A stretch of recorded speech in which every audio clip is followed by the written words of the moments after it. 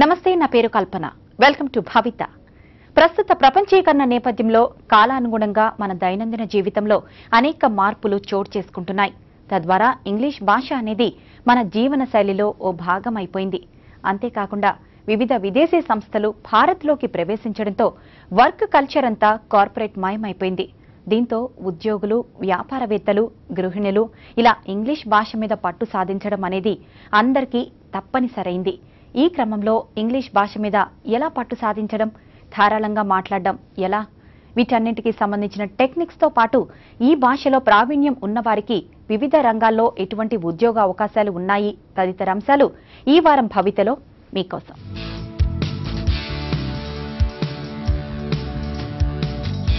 లక్షలాది మంది ఇంగ్లీషు భాషను సెకండ్ లాంగ్వేజ్ గా మాట్లాడుతున్నారు.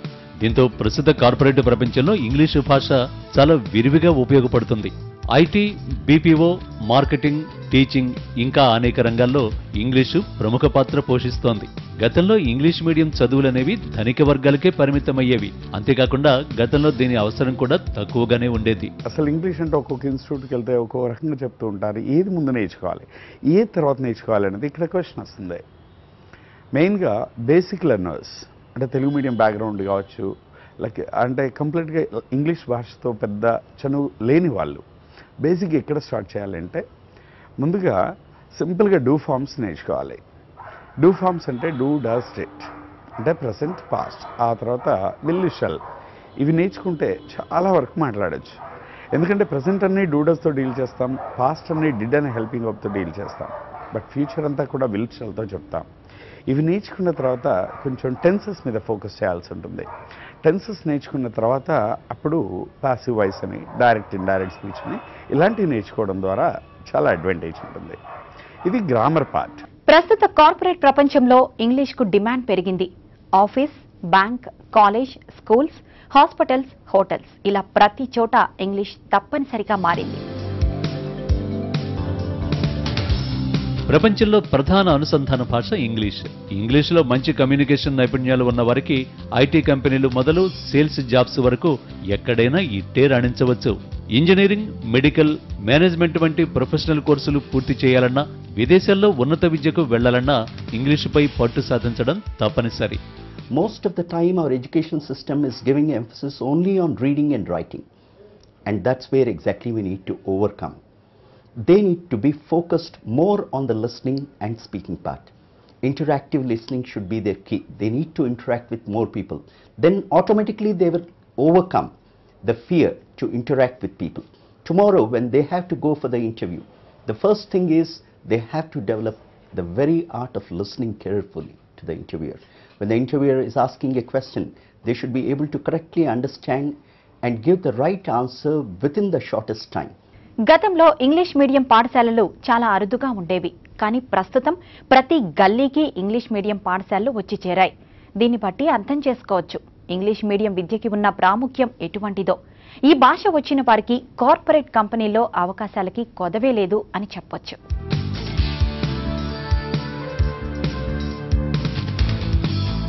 కార్పొరేట్ రంగం రోజురోజుకు విస్తరిస్తోంది. దీంతో ఉద్యోగ అవకాశాలు ప్రభుత్వ రంగంలో కన్నా ప్రైవేటు రంగంలోనే ఎక్కువగా వస్తున్నాయి. అంతేకాకుండా ప్రైవేటు రంగ కంపెనీలు వాటి కార్యకలాపాలని ప్రపంచవ్యాప్తంగా విస్తరించడంతో ఈ సంస్థల్లో ఇంగ్లీషు ప్రాముఖ్యత మరింత పెరిగింది. If they are keen on learning English, they should watch a lot of movies, listen to a lot of songs. Listening to songs especially can help you improve your English. This is what I used to do when I was young. I used to listen to songs all the time, and in those days you didn't have the lyrics available on the net as we do now. You had to actually listen, figure out the words, and this kind of improved your listening skills. And because songs are so easy to learn, most of the words that are there in the songs become a part of your vocabulary. So it becomes easy for you to use the language, and you see English as the act of learning English continues to be fun. English భాష విషయంలో గ్రామీణ ప్రాంత విద్యార్థుల కన్నా పట్టణ ప్రాంత విద్యార్థులు కొంత ముందుంటారనేది వాస్తవం. ఈ క్రమంలో గ్రామీణ ప్రాంత విద్యార్థులు ఇంగ్లీష్ భాషను నేర్చుకోవడానికి చేయవలసినవి ఏంటో ఇప్పుడు చూద్దాం. పట్టణ ప్రాంత విద్యార్థులు మొదటి నుంచి టాప్ రేటెడ్ ఇంగ్లీష్ మీడియం పాఠశాలల్లో విద్యను అభ్యసించడం ద్వారా ఇంగ్లీషు భాష మీద వారికి గట్టి పునాదే ఉంటుంది. కానీ గ్రామీణ ప్రాంతంలో చదివిన విద్యార్థులు ఇంగ్లీషు భాషను నేర్చుకోవడానికి బాగా కృషి చేయాల్సిన అవసరం ఎంతైనా ఉంది. నిపుణుల గైడెన్స్ తో పాటు ఆసక్తిగా ఇంగ్లీషు దినపత్రికలు చదవడం, పట్టుదలగా దీర్ఘకాలిక ప్రణాళికతో రీడింగ్, లిజనింగ్, స్పీకింగ్ వ్యూహాన్ని అనుసరించి ఇంగ్లీషు మెరుగుపరుచుకోవాలి. ఇంగ్లీష్ నేర్చుకోవాలి, మాట్లాడాలి అనుకునే వాళ్ళు కూడా what the do is that వాళ్ళ ఆలోచన విధానంలో కొంత మార్పు రావాల్సిన అవసరం ఉంది. చాలామంది అనుకుంటారు, నేను ఈరోజు ఇంగ్లీష్ న్యూస్ ఛానల్ చూడగానే నాకు అంతా అర్థమైపోవాలి. They turn on news and when they don't understand after 5 minutes 10 minutes they turn it off and they declare to the world that I cannot learn, I cannot understand English anymore, now it's the close. I personally say that. నేను వాళ్ళందరికీ చెప్పేది ఏంటంటే, please have a little patience. నేను తెలుగు ఎలా నేర్చుకున్నాను, మీరు ఎలా నేర్చుకున్నారు మాతృభాష? తెలుగులో మాట్లాడుతున్నప్పుడు చాలా తప్పులు చేశాను. మా పేరెంట్స్ ఆ తప్పులు కరెక్ట్ చేస్తూ they have taught me what is right. అదేవిధంగా ఇంగ్లీష్కి వచ్చేటప్పుడు కూడా we need to have little patience. English భాషను నేర్చుకుందాం అని అనేక మంది ఇన్స్టిట్యూట్లో చేరిపోతుంటారు. కానీ ఇలా చేరే వాళ్ళు గుర్తించాల్సిన ముఖ్య విషయం ఏంటంటే, ఇన్స్టిట్యూట్ పాత్ర 1%. మన కృషి 99% ఉండాలనేది గుర్తించాలి.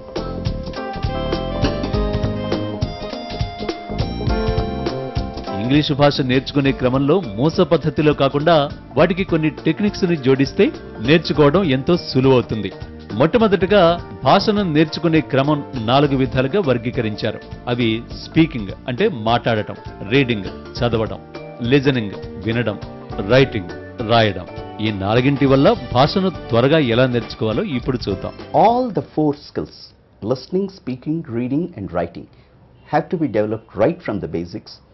And when one starts moving up the ladder, one should be able to completely get a good command on this. And over and above all that, one needs to know how to present oneself when they go for the interviews, or when they go for a meeting, or when they're meeting a client, anyone. And all this can be easily developed if one knows how to face it confidently. Confidence is the key for success, and communication takes you from absolutely scratch to the greater heights.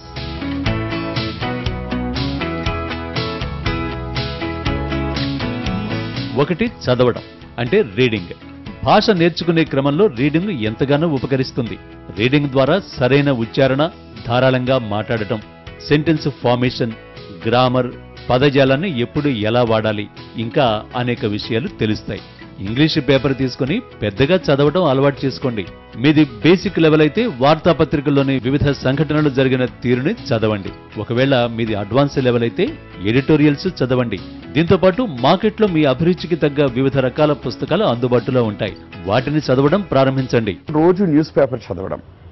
దీని ద్వారా ఏమవుతుందంటే, paper చదువుతుంటే కొత్త పదాలు మనకు అర్థమవుతూ ఉంటాయి. ఈ కొత్త పదాలని రోజు న్యూస్ పేపర్ కాస్త పైకి చదువుతూ ఉన్నప్పుడు ఆ పదాలని పలకడం అనేది కొంచెం మనకి అలవాటు అవుతూ ఉంటుంది. కాబట్టి ఆ వర్డ్స్ని మనం ఇంగ్లీష్లో మాట్లాడుతున్నప్పుడు తెలియకుండానే మనం సరిగ్గా ప్రొనౌన్స్ చేసే అవకాశం కూడా ఉంటుంది. అందుకే ఈ న్యూస్ పేపర్ చదవడం అనేది వొకాబులరీ పెంచుకోవడానికి ఉపయోగపడుతుంది, రకరకాల వర్డ్స్ని పలకడానికి కూడా ఉపయోగపడుతుంది. అందుకే ముందు గ్రామర్ నేర్చుకోవడం, తర్వాత ప్రొనౌన్సియేషన్ మీద కాన్సన్ట్రేట్ చేయడం, తర్వాత రీడింగ్ మీద కాన్సన్ట్రేట్ చేయాలి. లిజనింగ్ వినడం ద్వారా మంచి ఉచ్చారణ కలిగిన అందమైన భాషను మాట్లాడవచ్చు. ఉచ్చారణ ఎంత బాగుంటే భాష అంత అందంగా ఉంటుంది. మంచి ఉచ్చారణ కలిగిన భాషను మాట్లాడాలంటే ఇంగ్లీషు వార్తా ఛానల్స్ అయిన BBC, NDTV, Times Now, Doordarshan, all India రేడియోలతో పాటు చర్చలు, పాటలు, ఇంగ్లీషు సినిమాలు, సీరియల్స్, ఇంకా ఇతర ఇంగ్లీషు కార్యక్రమాలు వినడం, చూడటం ద్వారా మంచి ఉచ్చారణ కలిగిన అందమైన వినసొంపైన భాషను మాట్లాడవచ్చు. స్టూడెంట్స్ మేజర్ ప్రాబ్లం ఏంటి? ఇంగ్లీష్ రాయడం, చదవడం బాగా వచ్చిన వాళ్ళు కూడా ఇంగ్లీష్ మాట్లాడడానికి హెజిటేట్ అవుతారు. Main reason grammatical mistakes in there language. ఈ టెన్సెస్ అవన్నీ మీరు థియరీ అడగండి, అందరికీ అన్నీ తెలుసు. కానీ ఎప్పుడు ఏది కరెక్ట్గా వాడాలి, హ్యావ్ దగ్గర హ్యాజ్ దగ్గర హ్యాడ్ దగ్గర హ్యాడ్ బీన్, ఇలా ఒక్కొక్కటి మిస్టేక్ అవ్వడంతో వాళ్ళ సెంటెన్స్ మీనింగే మారుతుంది. ప్రజెంట్లో మాట్లాడేటప్పుడు పాస్ట్ గురించి మాట్లాడడం, పాస్ట్ చెప్పేటప్పుడు ప్రజెంట్ సిచ్యువేషన్ మాట్లాడడం, ఇలాంటివన్నీ అవ్వడంతో వాళ్ళ సెంటెన్స్ వాళ్ళు మాట్లాడే దానికి అర్థమే మారుతుంది.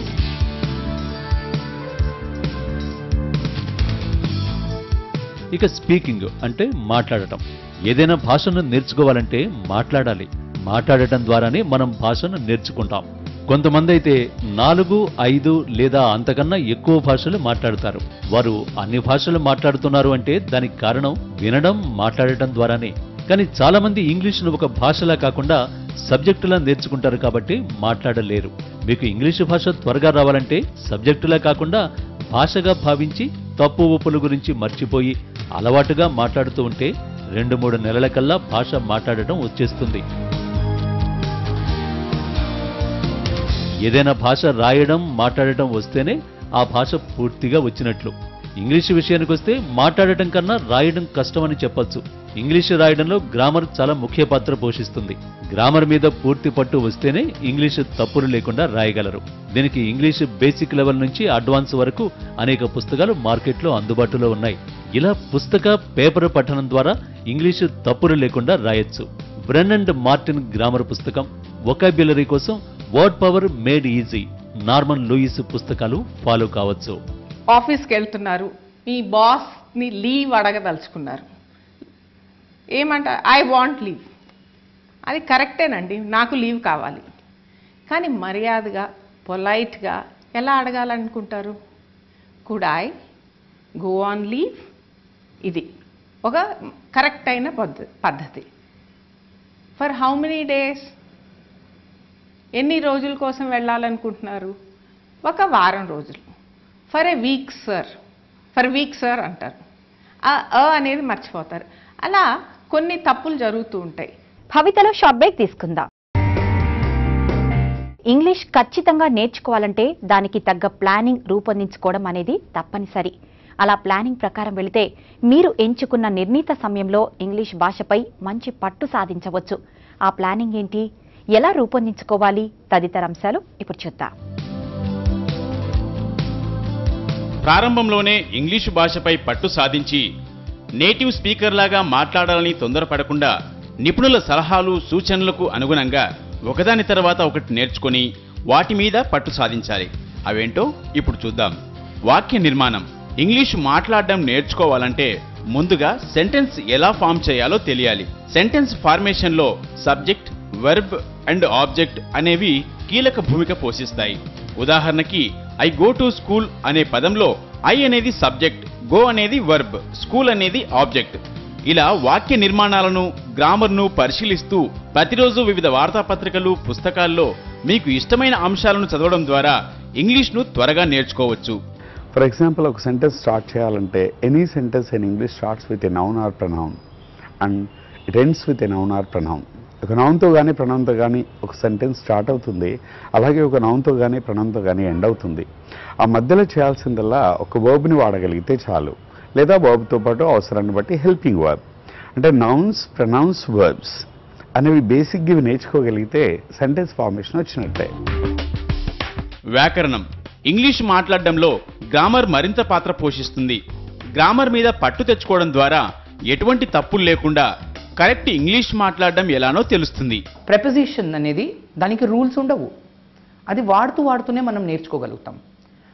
చదవాలి, వినాలి, ఇంగ్లీష్ని వినే ప్రాక్టీస్ చేసుకోవాలి, మనము రెగ్యులర్గా ఇంగ్లీష్ చదవాలి.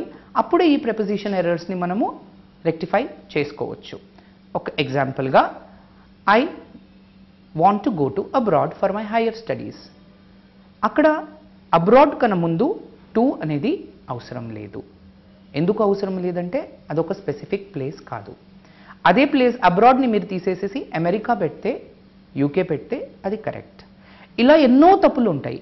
అవన్నీ సరిదిద్దుకోవాలంటే క్లాసెస్ అటెండ్ చేయాలి, ప్రాక్టీస్ చేయాలి, ఇంగ్లీష్ ఖచ్చితంగా నేర్చుకోవాలి. అప్పుడే మనం లైఫ్లో సక్సెస్ఫుల్ అవుతాం. పదజాలం. ఇంగ్లీష్లో ఎక్కువసేపు మాట్లాడాలంటే పదజాలం అవసరం ఎంతైనా ఉంది. దీనినే ఇంగ్లీష్లో వొకాబులరీ అంటారు. ఎంత ఎక్కువ పదజాలం తెలిస్తే అంత బాగా ఇంగ్లీష్ను మాట్లాడవచ్చు. ఈ పద సంపదను మెరుగుపరుచుకోవాలంటే ప్యాకెట్ సైజ్ నోట్బుక్ని తీసుకుని దానిలో రోజుకు 5 కొత్త పదాన్ని రాసుకుని వాటిని మీ దైనందిన జీవితంలో వాడడం అలవాటు చేసుకోండి. ఈ విధంగా చేయడం ద్వారా మీ పద సంపద పెరిగి చక్కని ఇంగ్లీష్ మాట్లాడవచ్చు. What is vocabulary? It is the set of words we use to express ourselves. To learn any language, of course, we need to know grammar, but we also need to have the right words to express ourselves. You may say we can take a dictionary and learn a lot of new words, but that way it will not register because it will not be very practical. Let's say we go to a hospital. What are the places you need to know about in a hospital? Where is the registration counter? Where is the billing counter?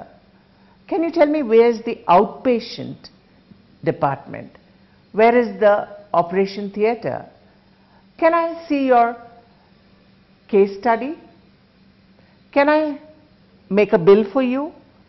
So these are the words you need to learn when you're at a hospital. Of course, for a doctor again, when you go to a doctor, what does he do? He examines you, he prescribes medicines, he suggests tests, he administers an injection maybe, etc. So that is what I mean by learning words in context. That is important, and that is what we should focus on for a learner, where he needs to use the language.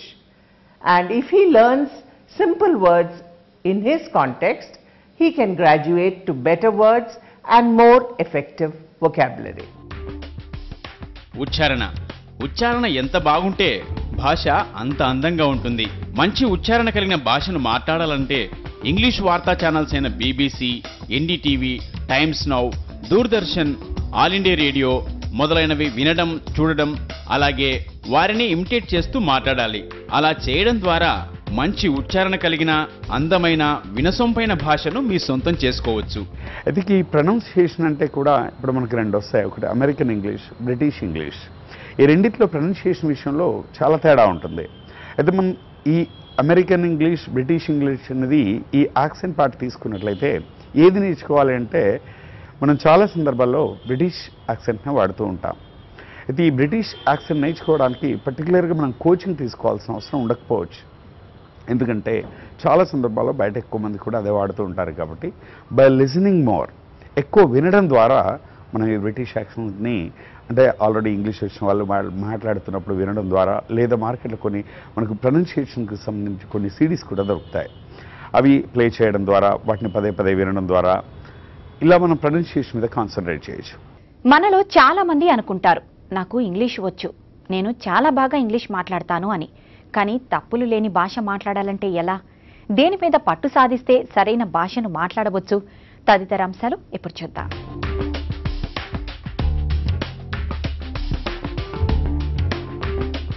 మీరు మాట్లాడే భాష కరెక్టా కాదా అని తెలుసుకోవాలంటే మీకన్నా బాగా మాట్లాడే వారితో మీరు సంభాషించాలి.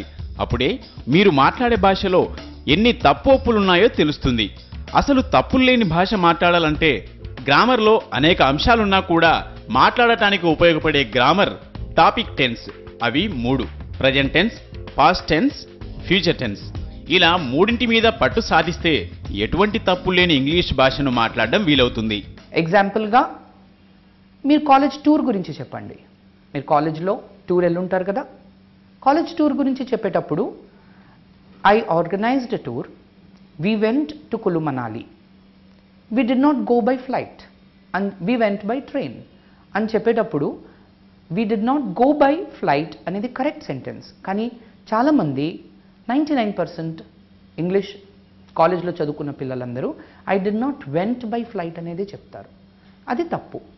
దాన్ని మనం కరెక్ట్ చేసుకోవాలి. అదేవిధంగా I have played cricket yesterday అనేది మాట్లాడతారు. అది మన అచీవ్మెంట్స్ గురించి కానీ, ఇప్పుడే జరిగిన యాక్షన్స్ గురించి కానీ, జస్ట్ నౌ కంప్లీటెడ్ యాక్షన్స్ గురించి కానీ చెప్పేటప్పుడు మాత్రం టైంని వాడకూడదు. ఎస్టర్డే అనేది ఒక టైం ఫ్రేమ్, అది మనం వాడకూడదు. అవన్నీ మనకు స్కూల్స్, కాలేజ్లో చెప్పరు. కాబట్టి ఇంగ్లీష్ నేర్చుకోవడం, ఈ క్లాసెస్లో ప్రాక్టీస్ చేయడం చాలా అవసరం. ఇంగ్లీష్ భాష మాట్లాడాలంటే గ్రామర్, వొకాబులరీ, ఉచ్చారణ, పదజాలం, సెంటెన్స్ ఫార్మేషన్ అనేవి ప్రధాన పాత్ర పోషిస్తాయి అని తెలుసుకున్నాం కదా. వీటన్నింటి సహాయంతో భాషను ఎలాగైనా నేర్చుకోవాలంటే ఏం చేయాలో ఇప్పుడు చూద్దాం. ఎలాగైనా ఇంగ్లీషు భాషను నేర్చుకోవాలంటే ఏం చేయాలో ఇప్పుడు చూద్దాం. మీరు ఏ ప్రదేశంలో ఉన్నా, ఎక్కడికి వెళ్ళినా మీ మాతృభాషకి బదులుగా ఇంగ్లీష్లోనే మాట్లాడడానికి ప్రయత్నించండి. ఎంత ఎక్కువ మాట్లాడితే అంత బాగా మీకు భాష మీద పట్టు వస్తుంది. మొదట్లో కొన్ని తప్పులు దొరికినా పర్వాలేదు, మీరు మాట్లాడడం మాత్రం ఆపకండి.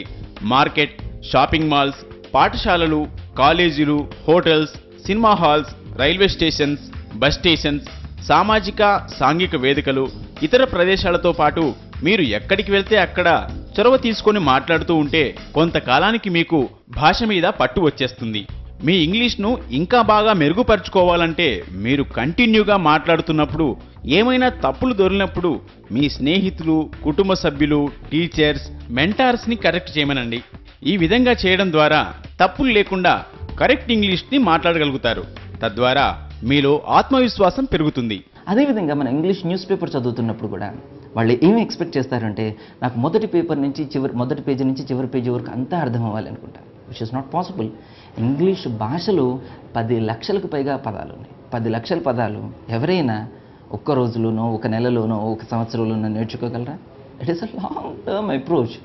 కానీ మనం ఆ రియలిస్టిక్గా ఆలోచించకుండా we are expecting too much from ourselves and when we do not deliver, మనం ఏదైతే మన నుంచి ఎక్స్పెక్ట్ చేస్తున్నామో అది మనం డెలివర్ చేయలేనప్పుడు వీఆర్ గెటింగ్ డిసప్పాయింటెడ్.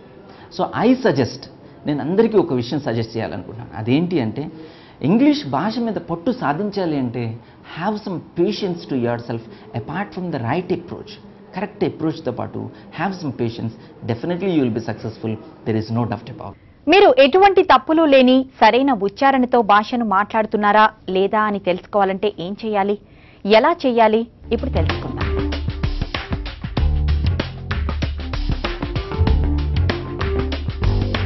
మీ వాయిస్ని రికార్డు చేసుకోండి.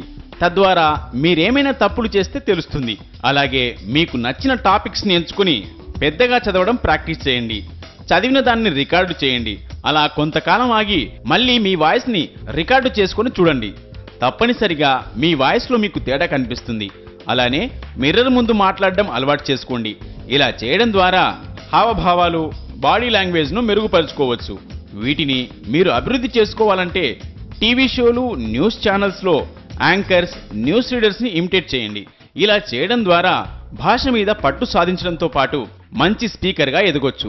When I was learning it, one of the things I used to do was to just record myself every now and then.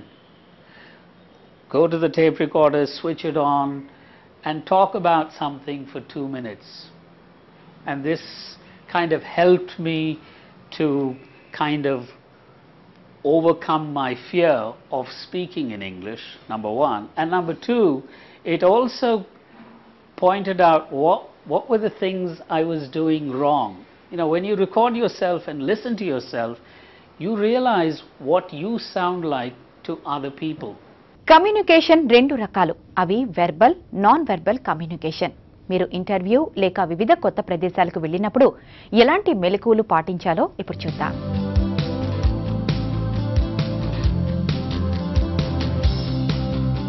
Communication skills బాగుంటేనే నేటి కార్పొరేట్ ప్రపంచంలో ఎవరైనా వారి కెరియర్స్లో ముందుకెళ్లగలరు. అలానే వెర్బల్ కమ్యూనికేషన్ అంటే చక్కని, అందమైన, వినసొంపైన, మంచి ఉచ్చారణ కలిగిన భాషను ధారాళంగా మాట్లాడడం. అలాగే ఏదైనా ఇంటర్వ్యూ లేదా కొత్త ప్రదేశాలకి వెళ్ళినప్పుడు నాన్ వెర్బల్ కమ్యూనికేషన్ ప్రధాన పాత్ర పోషిస్తుంది. అలాగే మన బాడీ లాంగ్వేజ్. దీని ద్వారా మన మనసులో ఏముందో మన చేష్టల ద్వారా అవతలి వారు ఇట్టే గ్రహించగలుగుతారు. Like many students give their work experience which is not true, and when they are asked how many years of experience do you have, and if the answer is not right, you will find the hand comes to their nose like this. This is called a gesture of nose rub. So never ever do this when you go for an interview. Any touch of your hand to any part of your face or above your shoulder, like touching your ear, rubbing your nose, or looking that side, this side. All these things show that you are not true to what you are speaking. This is a simple example of body language that you should keep in mind when you speak in an interview or anywhere for that matter. English నేర్చుకోవడానికి మీరు రోజు చేయాల్సినవేంటో ఇప్పుడు చూద్దాం. రోజుకు కనీసం ఒక పదం లేదా గరిష్టంగా 5 పదాలు నేర్చుకోండి. మీ వాయిస్ని రికార్డు చేసుకోండి. డిక్షనరీ వాడండి. పెద్దగా చదవడం అలవాటు చేసుకోండి. అద్దం ముందు మాట్లాడండి. జాతీయ అంతర్జాతీయ ఛానల్స్ చూడండి. గేమ్స్ ద్వారా నేర్చుకోవడం, థింక్ ఇన్ ఇంగ్లీష్లో ఆలోచించడం చేస్తే మీకు భాష మీద త్వరగా పట్టు రావడంతో పాటు నేటివ్ స్పీకర్ లాగా మాట్లాడగలుగుతారు. అయితే వీటికి అదనంగా మెయిన్గా ఇంగ్లీష్ మాట్లాడాలి అంటే చుట్టూ ఇంగ్లీష్ మాట్లాడే ఎన్విరాన్మెంట్ని సృష్టించుకోగలగాలి. చుట్టూ ఒక 4 ఫ్రెండ్స్ ఉండాలి. రోజు ఒక 1 అవర్ కావచ్చు, 2 అవర్స్ కావచ్చు, ఒక చోట కూర్చుండి ఏ టాపిక్ అయినా పర్వాలేదు, ఈ టాపిక్ ఆ టాపిక్ అని కాకుండా వాళ్ళు మామూలుగా మనం ఏదైతే మాట్లాడుకుంటామో ఆ మామూలుగా మాట్లాడే ప్రతి సెంటెన్స్ కూడా ఇంగ్లీష్లో మాట్లాడడానికి ప్రయత్నించాలి. అలా రోజు ఒక గంట సేపు 2 గంటలు మన చుట్టూ ఒక ఇంగ్లీష్ వాతావరణంలో ఉన్నట్లయితే మనం మాట్లాడడానికి ప్రోగ్రామ్ అవుతూ ఉంటాం. ఇంగ్లీష్ భాష మీద పట్టున్న వారికి వివిధ రంగాల్లో అనేక ఉద్యోగ అవకాశాలు ఉన్నాయి. అవేంటో ఇప్పుడు చూద్దాం. English teacher, corporate trainer, multinational కంపెనీల్లో వివిధ రంగాల్లో ఉద్యోగాలు, marketing, management, tourism, IT, BPO, hospitality, retail ఇండస్ట్రీలతో పాటు అనేక రంగాల్లో ఇంగ్లీష్ భాష మీద పట్టున్న వారికి అనేక ఉద్యోగ అవకాశాలు ఉన్నాయి. ఒక మంచి చక్కటి గైడెన్స్ ఇచ్చే ఒక మాస్టర్ని కూడా చూసుకోగలగాలి. అంటే ఇంగ్లీష్ మాట్లాడడానికి ఏ పద్ధతిలో వెళ్తే ఈజీగా ఉంటుంది, ఏ పద్ధతిలో ప్రాక్టీస్ చేయకూడదు, ఎలా ప్రాక్టీస్ చేయాలని చెప్పే ఒక మంచి మాస్టర్ ఉండాలి. 2 ఇక 3వది ఆ ఇంగ్లీష్ భాష మీద ప్రేమ ఉండాలి. అంటే నేను ఇంగ్లీష్లో మాట్లాడాలనే కోరికతో ప్రాక్టీస్ చేస్తుండాలి తప్పితే ఇక తప్పదు భారంగా ప్రాక్టీస్ చేయాలి అని అలా కూర్చుంటే ఇంగ్లీష్ రాదు. అంటే ఇంగ్లీష్ భాష మీద ప్రేమ ఉండాలి, నువ్వు మాట్లాడితే వేరే 4 ఫ్రెండ్స్ ఉండాలి, ఎలా మాట్లాడాలో చెప్పే ఒక మాస్టర్ ఉండాలి, గ్రామర్ మీద చిన్న గ్రిప్ ఉండాలి. ఇంగ్లీష్ నేర్చుకునే క్రమంలో తప్పులు ఒప్పుల గురించి ఆలోచించకండి. మనం మాట్లాడేది తప్పా ఒప్పా అని భయపడకుండా ఎలా మాట్లాడాలనిపిస్తే అలా మాట్లాడండి. ఈ క్రమంలో ఏమైనా తప్పులు దొరికితే వాటిని సరిదిద్దుకుని కరెక్ట్గా మాట్లాడడానికి ప్రయత్నించండి. ఏదో ఒక సమయంలో మనందరం తప్పులు చేస్తూ ఉంటాం, కానీ ఆ తప్పుల గురించి భయపడకండి. ప్రతి తప్పు ద్వారా మనం ఎంతో కొంత నేర్చుకుంటాం. కాబట్టి ఈ తప్పులు అనేవి మీ విజయానికి మైలురాళ్ళు అనుకోండి. విజయం అనేది ప్రయాణమే కానీ గమ్యస్థానం కాదని గుర్తుంచుకోండి. All the best.